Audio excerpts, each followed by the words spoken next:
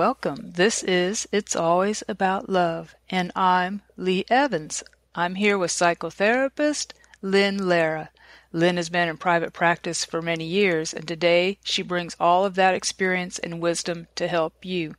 Today we are going to be talking about estranged parents, as we call them, forsaken parents. And you may be asking yourself, who are forsaken parents? Well, first, they are men and women who have been rejected or estranged by one or more of their adult children.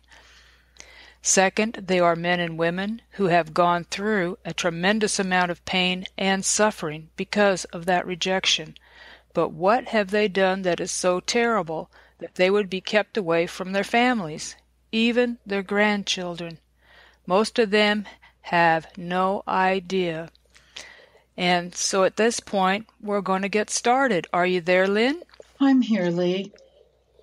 Good. Okay. I love you, Lee. How are you, honey? I have a very sore throat from walking in the floodwaters. Lee. Yeah. Nobody said go walk in the floodwaters. Listen, have you been gargling with warm salt water? I did. The last time I talked with you, you told me to go do that, so I did. Yeah. Okay. Would you do me a favor and get a bowl and some warm water while I'm reading this? Lee's asked me to read something to all of you, and gargle. Okay. And do that. I don't want you to hurt right now, honey. Okay?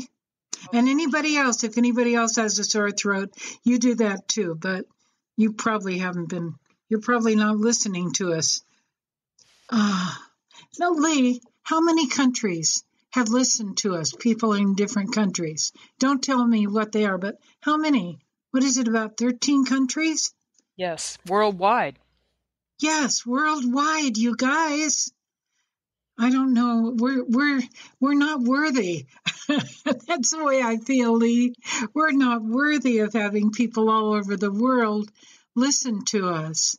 Oh, precious. What's really sad, though, that's me and my ego saying, whoa, this is wonderful. But what it really means, and the sadness of it, is that means that this is happening all over the world, which Lee and I already knew.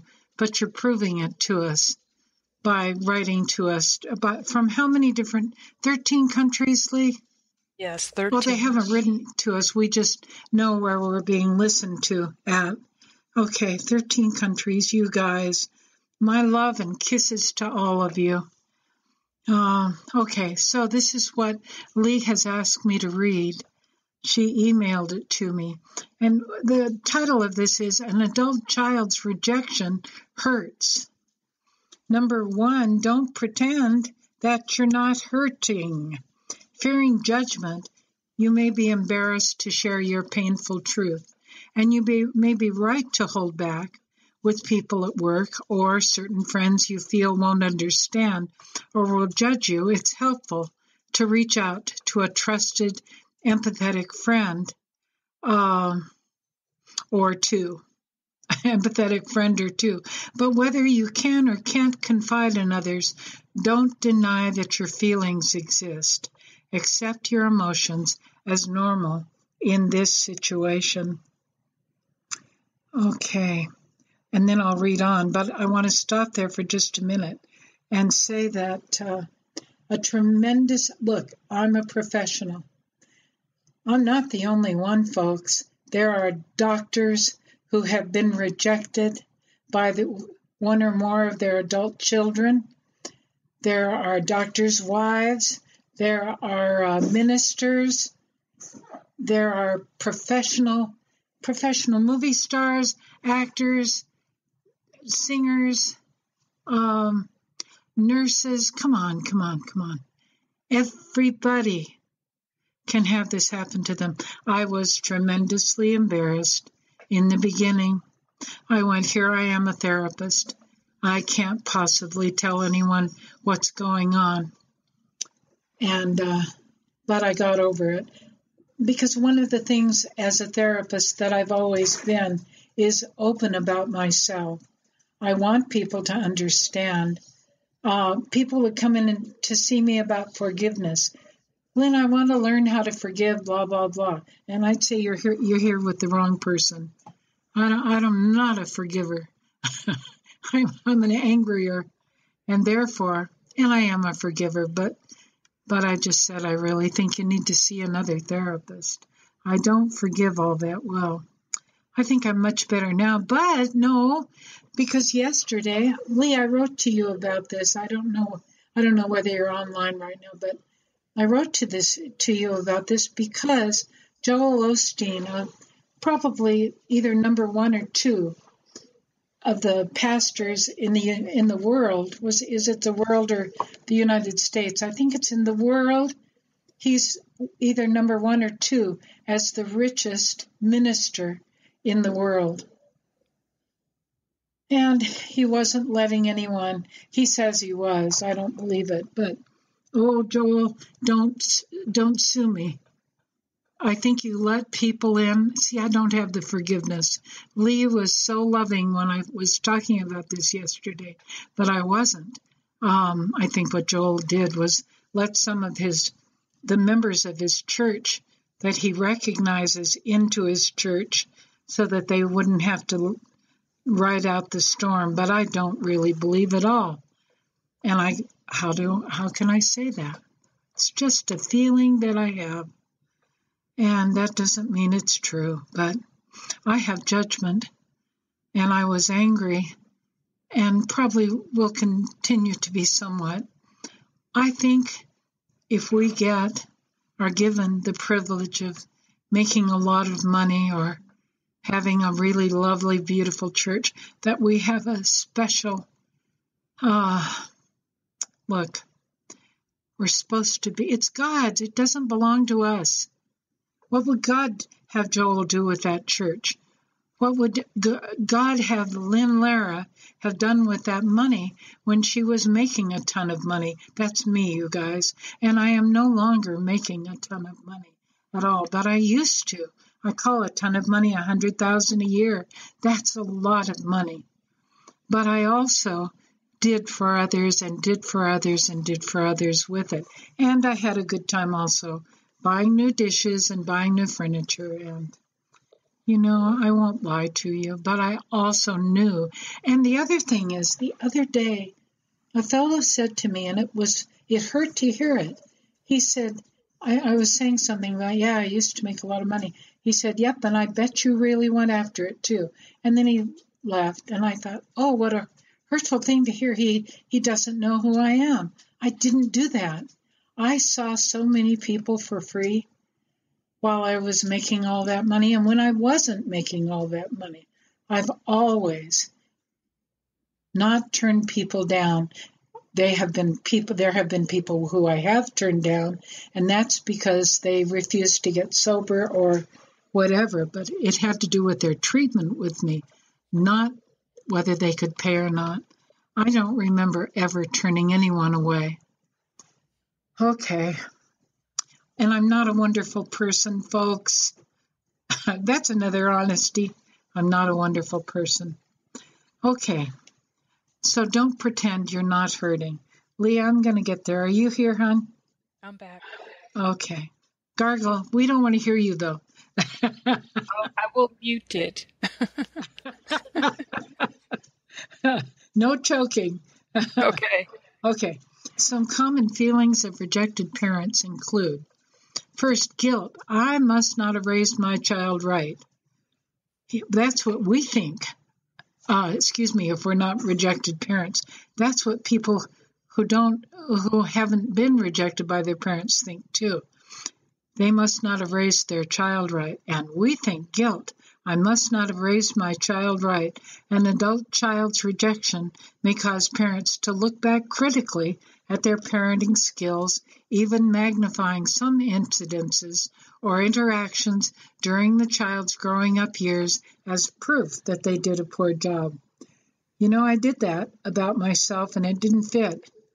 It didn't fit. I was a damn good mother, and so was, what's your name, Lee?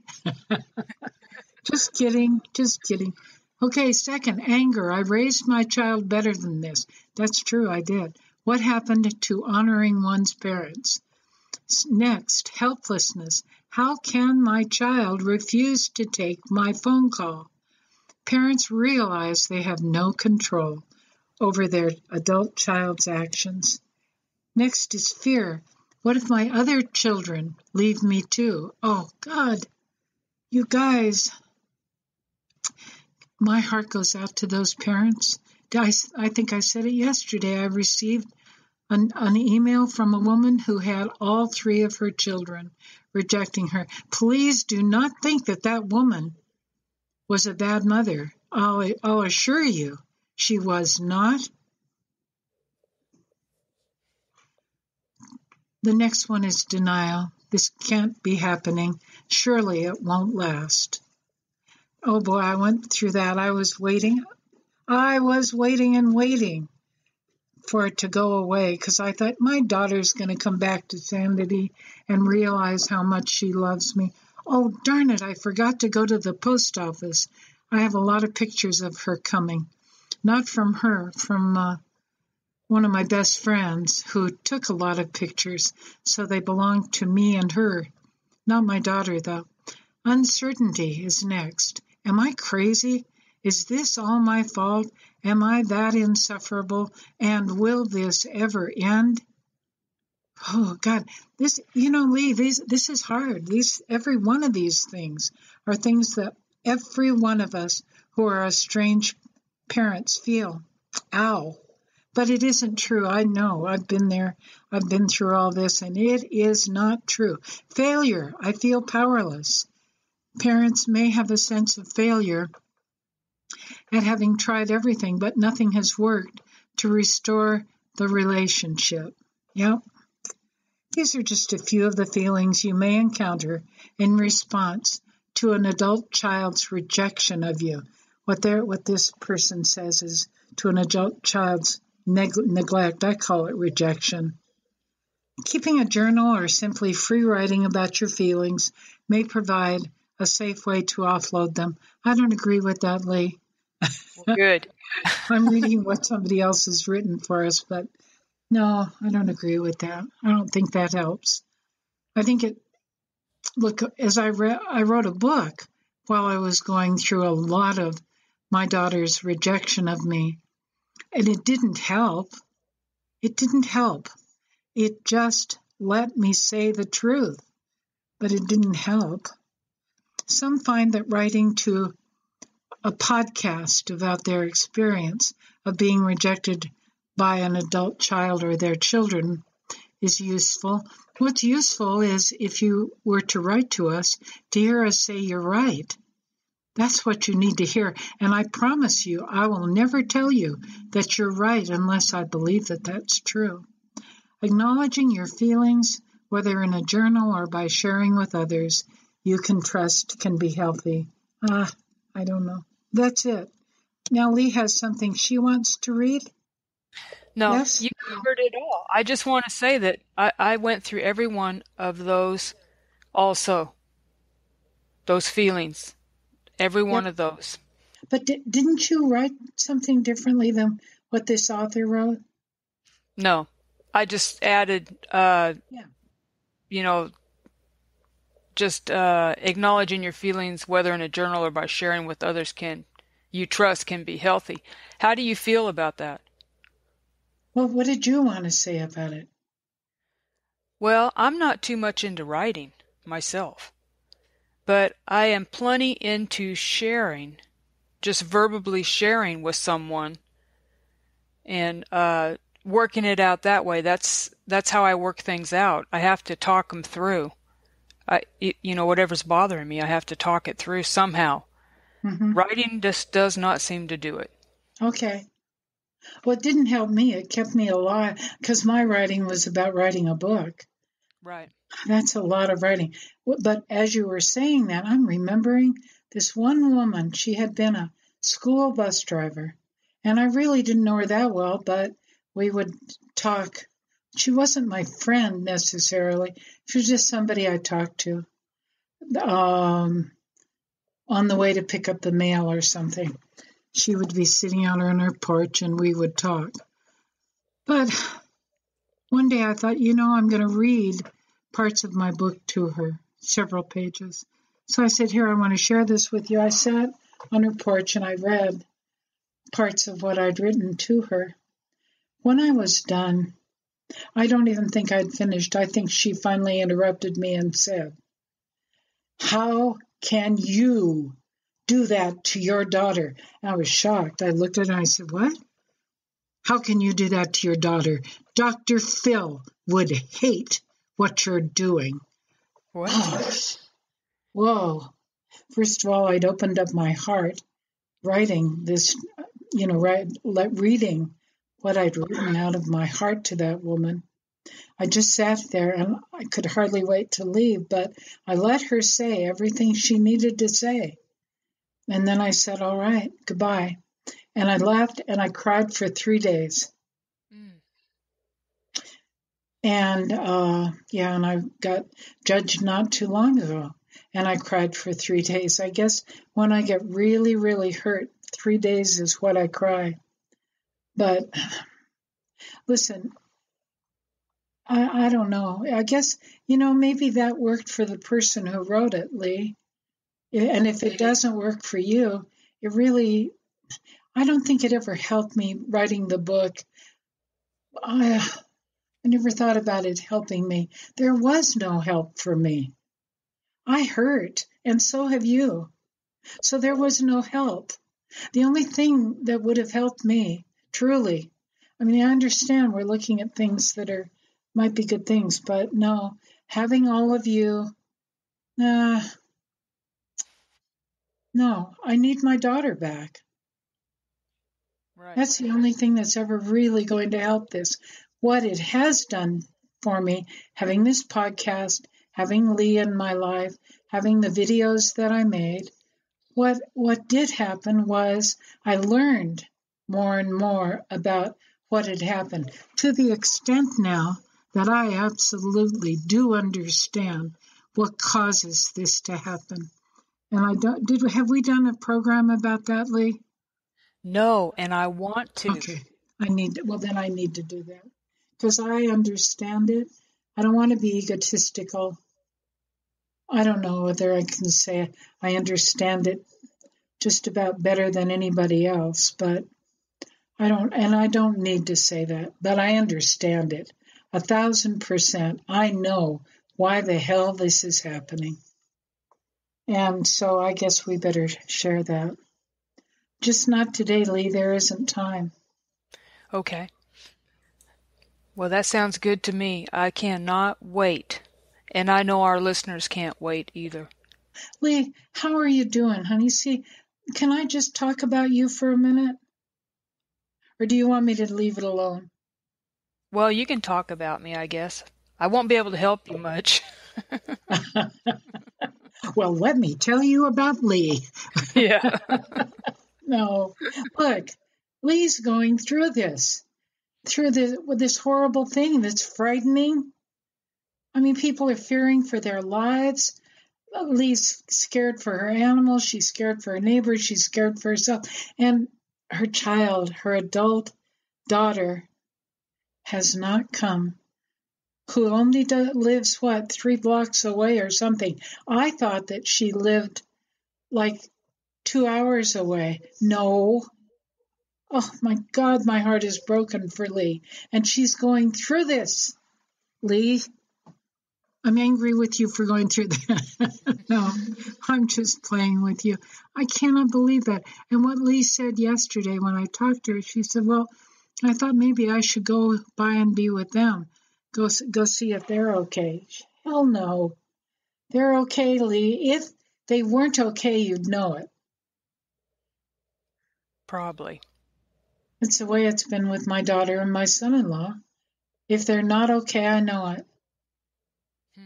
Because then they need, but, I'm so angry with her daughter and her son-in-law for being that close. People are being much kinder to strangers. I have nothing good to say. And it isn't only Lee. Did you end up seeing the picture of those people in the nursing home, Lee? Yes, I did. Well, their families were not there to get them. Right. One person, and that's how they got help. One person called their parent to see how they were doing, and that's when the parent said, "No, I'm sitting in water up to my waist." And that's when that adult child called the police to get somebody there to help those people. The rest of you, or many of you, have seen that picture of those older people in that rest home, up to their waist in water. If you don't understand that that's what they're sitting in those overstuffed chairs are in water, up to their waist, 4 feet high. And nobody had come to get those people. Let me tell you, what about restrooms or nursing homes? I got to go in, and I'm a therapist, so I said, I really do want you, the director of all of this, to speak honestly with me. How many of these people have families who come to visit them? This was up in Seattle. And she said, I will be honest, maybe 5 to 10%. 90% of them never get a visit. And that's true. Oh, God, this has got to stop. Lee, I love you so much. I'm sorry. I know that you're hurting. And I care so much. I wish there was something that I could do for you. And there is nothing other than be angry. And I don't think that probably helps you. I'm not angry with you, Lee. I know. I'm angry with all of the adult children who have parents that are going through this.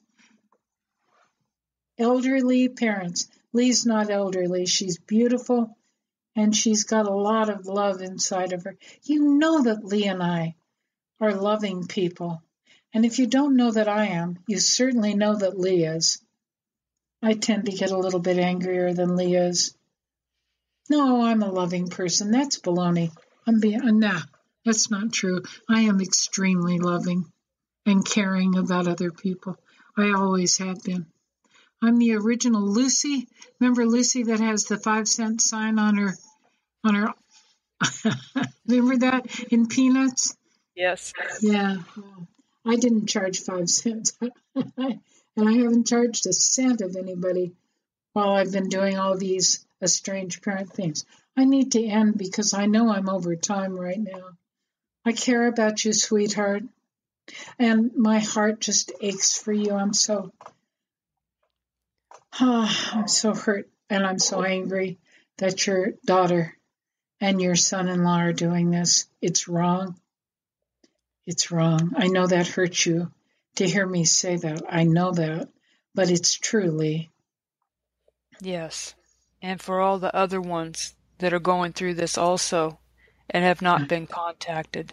That's right. And that's why we decided to talk about this, because it's now, this is what's happening, it's reality, and it's, as we were saying in the readings that Lynn was doing, an adult child's rejection hurts.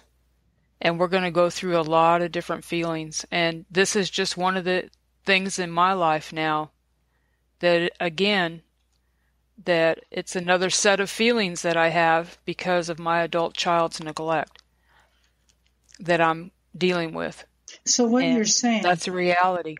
What you're saying is because you've been they haven't even contacted you, that this is another thing on your list that says they've hurt me again. Is that what you're saying?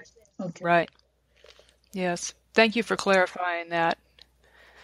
Yes. But that's reality, and I have to go through it. Yeah. No, but you shouldn't have to. This is wrong. This is wrong. Yes, see, and the reason that our adult children get away with this is for the rest of you who are, and if any of you are doing it, rejecting your parents, and you may think you have really good reasons too, because I've had several of you write to me and say, I think you're wrong. Have you considered blah, blah, blah? And, maybe that child did have an abusive parent. I can't say they didn't, but my daughter didn't, and Lee's daughter didn't. I know I wasn't an abusive parent, and you'd have to kick me from one side of the world to the other for me to believe that Lee was ever abusive. I don't believe it for a minute, and I know that I wasn't. And I have 3 best friends. I have more, but I have four good friends, because I just added one who was never my best friend, but our daughters were really close. All 4 of them are absolutely amazed because they were there. They saw my daughter and I the whole time I raised her.